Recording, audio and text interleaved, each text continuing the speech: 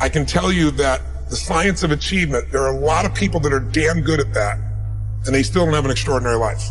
They have an extraordinary life. You see it as extraordinary, but I get the phone call from the multi-billionaire who tells me he wants to do this thing on his business, but what he really find out is he's miserable as hell, and he's hoping somehow I'm going to rub off on him on that side too. Right. And so I give him what he asked for, the change in his business, but I also give him what he needs, which is the change inside of him. So the second skill is the art of fulfillment. If you want an extraordinary life, you can't just achieve, you got to be fulfilled. As simplistic as that sounds, but it's an art. It's not a science. Sure. It's a science to making money, come on. Any age, any color, any background, any gender, if you do these things, you'll have an abundance of money. You do these things, you're gonna have too much month at the end of the money. You're gonna have financial stress, right? Body. Everyone's biochemically different, but you and I both know there's fundamental rules, laws. There's a science to the body. You violate that science, you're gonna have disease, you're gonna have low energy. You align with that, you're gonna have an abundance of energy. It's gonna affect everything in your life. It's a science.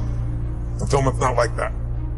Fulfillment is as different as our human beings. You wanna know what God or the universe likes? Look at the jungle, look at the forest. Right. It's diverse, right?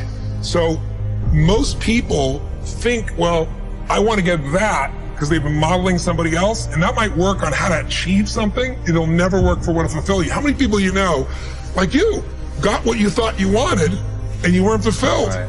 And that, I always tell people, success without fulfillment is the ultimate failure. The ultimate failure. Because if you go at something and you fail and you're an achiever, you don't fail. You go, I learned something, I'll just try something else. Right. I'm gonna still get there. But when you succeed and you're not happy. So, a perfect example of this, I mentioned in the seminar you were there because it hit me about a year and a month ago, we lost what I consider a national treasure, Robin Williams. And I asked people, how many of you love Robin Williams? Everybody raising their hand all around the world, right? He made people laugh, people were touched by him. So how good was he at the science of achievement? I mean, he wanted to be a great comedian, make the whole world laugh, he did. He wanted to have his own TV show, he did. He wanted the #1 show, he did it. He wanted to make movies, he did. He wanted to have an Academy Award for not being funny. Dramatic, and he did it, right? He did it, yeah. He said he wanted a beautiful family. He achieved everything, and he hung himself. That's crazy. And I know recently someone's saying, well, you know, he had dementia, he had drug abuse, he had alcohol abuse most of his life because he made everybody happy but whom? Himself. That's the ultimate failure. So the secret to real happiness is progress. Progress equals happiness. And if we can make progress on a regular basis, we feel alive. And that's why at the beginning of the year, we get this thing like, okay, I can have this fresh start. I could really do what my soul desires. I could expand. I could grow. I could improve. I could change. Or maybe better than change, I could progress. Happiness is an emotional response to an outcome.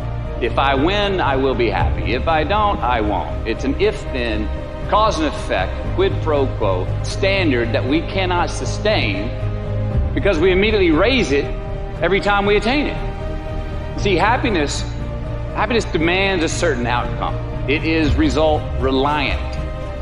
And I say if happiness is what you're after, then you're going to be let down frequently and you're going to be unhappy much of your time. You have to own your own happiness. Take it away from other people demanding that they make you happy. Your kids are not going to make you happy. Your spouse is not going to make you happy. A big house is not going to make you happy. Own your own happiness and be responsible for doing those things that bring joy into your own heart, independently of life and people and money and all of that stuff. Right. It doesn't necessarily give you a happiness. You have to take responsibility of that peace and that joy that lives inside of your heart and not inside of your stuff. Because ultimately, we're not the avatars we create. We are the light that shines through. A happy place is realizing that you're everything and that there's no real you involved in the first place. And sadness, joy, elation, gratitude beyond belief, but all of it is what spins around the planet. It doesn't sit on me long enough to kill me. How will you serve the world? What do they need that your talent can provide? That's all you have to figure out. You need to understand that your entire life is based on the choices that you make. And for every single choice you make, whether it's made consciously or unconsciously,